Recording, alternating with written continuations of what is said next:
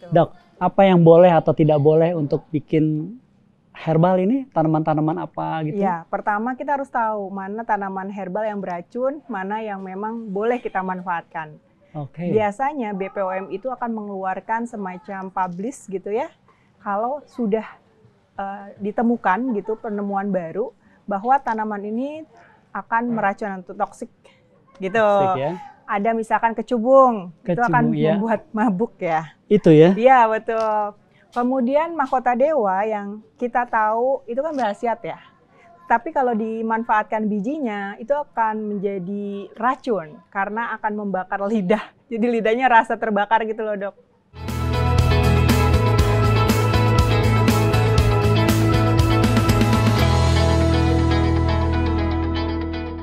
Hai, kembali lagi dengan saya Dr. Ahmad Mediana di AMS TV Channel.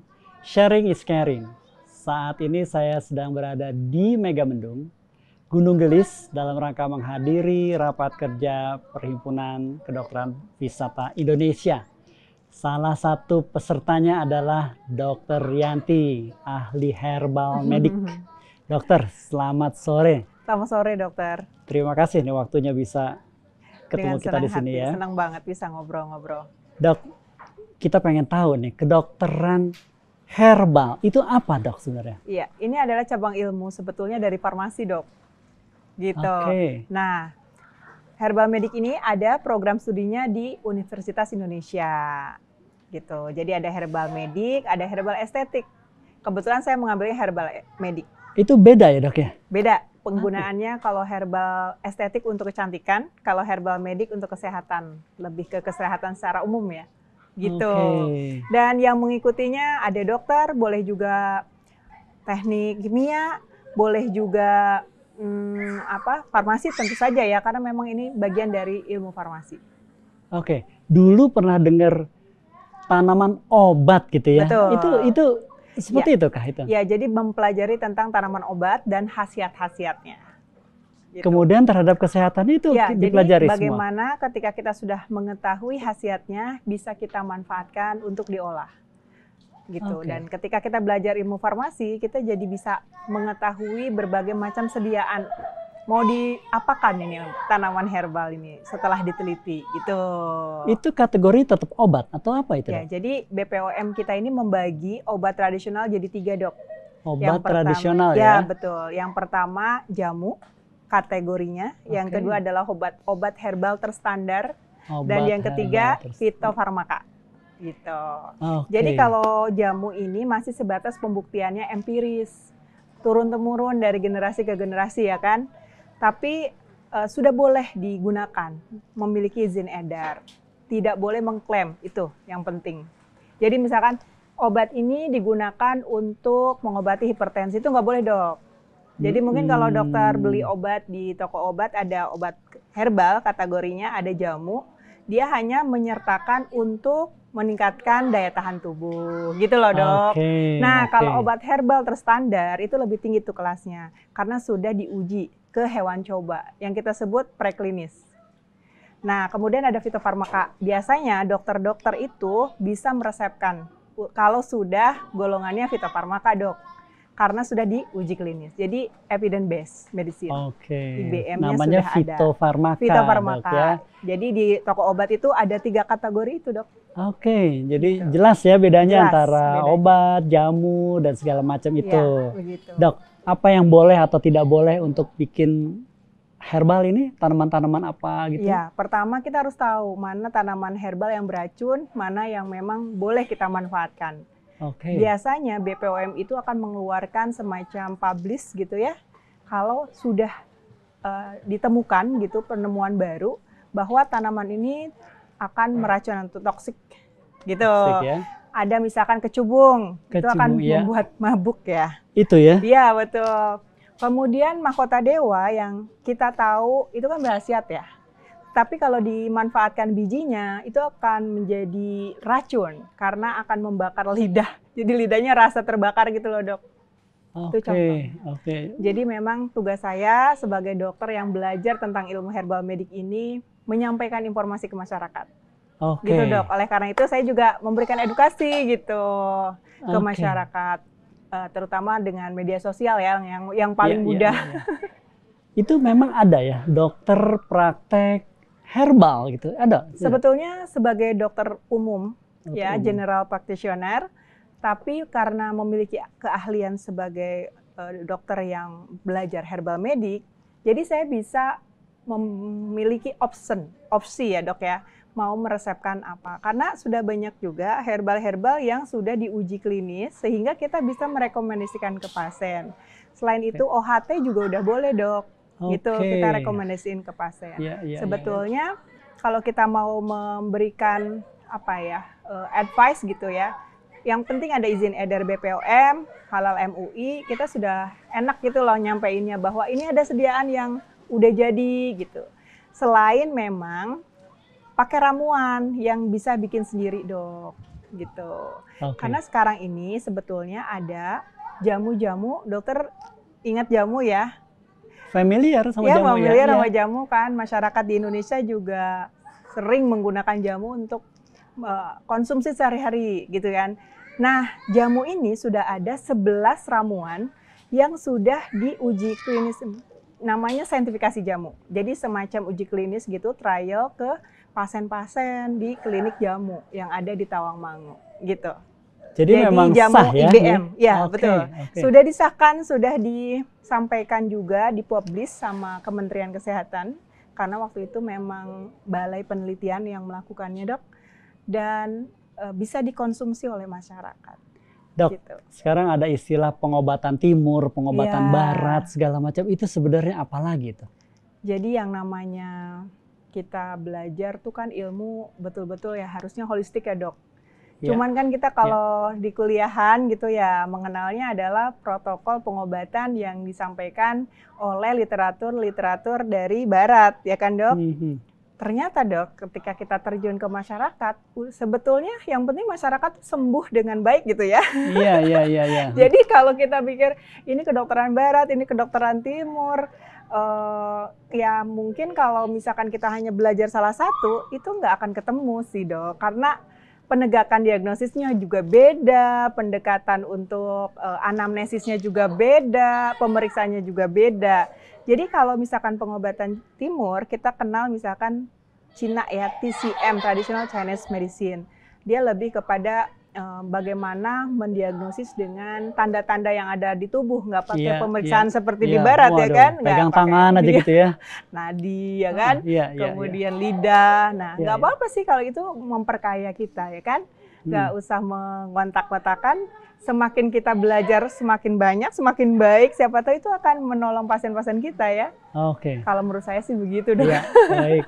Sekarang kalau misalnya dari segi ekonomis gitu ya, katakanlah sebagai alternatif pengobatan. Apakah benar atau tidak benar? Coba mungkin pandangan dokter bahwa kedokteran atau herbal ini lebih murah gitu dari itu benar atau enggak itu? Kalau saya lebih ke arah bagaimana kita bisa mengkomplementkan, menggabungkan, mengintegrasikan. Ketika misalkan ada pilihan obat yang bisa disubstitusi dengan bahan yang alami dari tanaman herbal, dan ada yang dia itu sintetik buatan dan efikasinya hampir sama atau bahkan mungkin sama tanpa efek samping yang ditimbulkan oleh satunya, kenapa enggak kita pakai? Contoh nih dok, sekarang yang kita pakai untuk anti nyeri kan golongan misalkan asam mefenamat lah ya. Kita secara keilmuan tahu bahwa asam mefenamat ini menimbulkan gastritis misalkan efek sampingnya, ada side effect karena meningkatkan asam lambung. Nah kemudian di herbal ada yang namanya senyawa kurkumin yang dihasilkan dari kunyit, dari temulawak. Nah ternyata setelah diteliti dia memiliki anti nyeri yang kuat juga. Nah ketika dikonsumsi dia tidak menimbulkan efek samping seperti yang ditimbulkan oleh asam mefenamat itu. Makanya saya pilih yang mengandung kurkumin tadi, contohnya kunyit. Itu udah ada obatnya, udah ada gitu? Sudah ada dalam bentuk sediaannya. Dan kalaupun dokter mau meresepkan, misalkan bisa ya ada berbagai macam pilihan gitu. Sebenarnya tidak usah diresepkan ya, tinggal disampaikan aja ke pasien gitu ya. Dengan berbahan kunyit ini ada kandungan kurkuminoidnya, itu merupakan edukasi sih. Karena kan sebetulnya dokter itu bukan tugasnya tuh hanya meresepkan ya dok, tapi menyampaikan juga informasi ya. kesehatan. Ya. Saya pikir harus seperti itu sih sekarang. Ya. Sebelum ditanya sama pasiennya, biasanya pasien luar biasa sekarang tuh ini. pengen tahu dok. Dok, Ya. kalau minum ini boleh nggak sih? Gitu kan, herbal ini boleh nggak sih? Nah, waktu itu banyak yang trauma dok. Nanya ke dokternya selalu bilang nggak boleh gitu loh. Nggak boleh itu belum terbukti, nggak boleh belum terbukti. Padahal dokternya itu belum baca jurnal-jurnal terbaru. Ya? Nah itu disayangkan seperti itu dok. Ya. Mudah-mudahan media ini bisa menjadi sarana pendidikan juga nih untuk dokter-dokter gitu ya. Itu. Kembali ke acara Perkepwi hari ini. Jamu atau herbal dan segala ini dalam rangka apa dok? Kaitannya sama acara ini seperti apa? Perkepwi Banten ini sebenarnya ingin memasukkan divisi herbal ini menjadi program kerjanya ya. Karena apa? Sebetulnya sangat memungkinkan sekali masuk ke dalam wilayah wellness and tourism. Sangat wellness memungkinkan. And tourism dok ya? Karena di pusat-pusat kebugaran, spa, wellness, itu kan pasti akan disajikan minuman-minuman kebugaran ya. Itu aja satu dulu. Nah, siapa yang mau menyajikannya? Ya kan? Saya kepikirannya, kalau kita bisa membina masyarakat lokal untuk membuat minumannya sendiri, kenapa tidak? Jadi memberdayakan kearifan lokal, kemudian untuk membangun tourism di wilayahnya itu. Oke, jadi luas ya dok ya. Jadi untuk kearifan lokal, untuk kemandirian kesehatan, pangan juga. Kemandirian pangan, dikemas dalam satu kedokteran pariwisata gitu ya, akan luar biasa nih. Iya, saya punya pengalaman nih dok. Tapi bukan di Banten. Saya membantu untuk membangun masyarakat lokal di daerah Luwu Timur. Di mana itu? Itu 12 jam dari Makassar. Wow. Nama daerahnya itu Sorowako. Kalau teman-teman melihat peta Sulawesi itu ada huruf K-nya, nah di lengkungan K-nya itulah. Di sana ada objek wisata danau terdalam se-Asia Tenggara kalau nggak salah. Namanya terdalam se-Asia Tenggara. Dan itu merupakan tempat di mana danaunya indah sekali.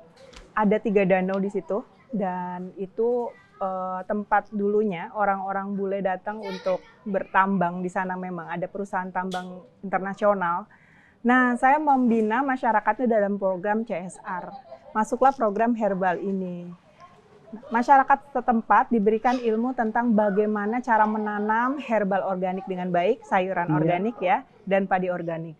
Lalu di situ juga dipelopori gitu ya untuk mengarah ke namanya rumah sehat, di mana mereka sebagai penduduk lokal bisa menjadi pemberi layanan kesehatan tradisional. Jadi saya memang nggak bisa mencetak orang sana untuk menjadi dokter seperti saya ya kan, tapi saya bisa mencetak mereka untuk menjadi penyehat tradisional yang memberikan layanan kesehatan tradisional di sana. Istilahnya penyehat tradisional. Dan itu ada di dalam perundang-undangan kesehatan Indonesia. Wow. Gitu, sudah dilindungi undang-undang. Betul-betul tepat guna nih dok ya. Ya betul. Dan di sana adalah tempat wisata dok. Tempat wisata. Iya. Nah sebelumnya belum ada. Di mana ya wisata lihat danau aja gitu kan. Namanya Danau Matano. Wah itu keren banget. Ya, Nah di situ ketika ada rumah sehat, ada pusat. Ketika orang datang ke sana pengen berobat lah, dikasih ramuan-ramuan tradisional. Terus juga ada pelayanan seperti akupresur, refleksi, ya kan. Jadinya lebih holistik gitu. Luar biasa nih dok. Itu jadi pengalaman di sana dok. Semoga bisa diaplikasikan di sini melalui Perkepwi ini. Gitu harapan saya. Sehat kan untuk semua orang kan dok. Betul. Wisata juga untuk di mana-mana bisa. Jadi bikin rumah sehat, bikin penyelenggara sehat gitu ya. Kalau misalkan ada dokternya nih dok, ada nakesstrat, artinya nakesstrat itu ini ya semacam perawat tapi kuliah D3 jamu. Jadi memang ada khusus untuk tenaga kesehatannya yang kuliah di kesehatan tradisional. Ada di Surabaya dok, sama di Solo. Nah kalau ada dokternya, kemudian ada perawatnya, itu bisa membuka yang namanya Gria Sehat. Gria Sehat lagi ya, tadi rumah sehat, Gria Sehat. Kalau rumah sehat itu betul-betul masyarakat umum yang diberikan keterampilan ya kan. Nah kalau Gria Sehat lebih ke dokter, nakes, yang memang diarahkan untuk memberikan pelayanan kesehatan tradisional, dok. Oke. Gitu. Dok, sebelum mengakhiri acara ini kan ilmu yang luar biasa nih ya. Dokter punya pesan apa nih untuk teman-teman dokter ya? Ini se-Indonesia akan dengar kita semua nih. Mari kita lestarikan budaya bangsa dengan kita menggunakan jamu ya. Karena jamu itu ada filosofinya, Dok.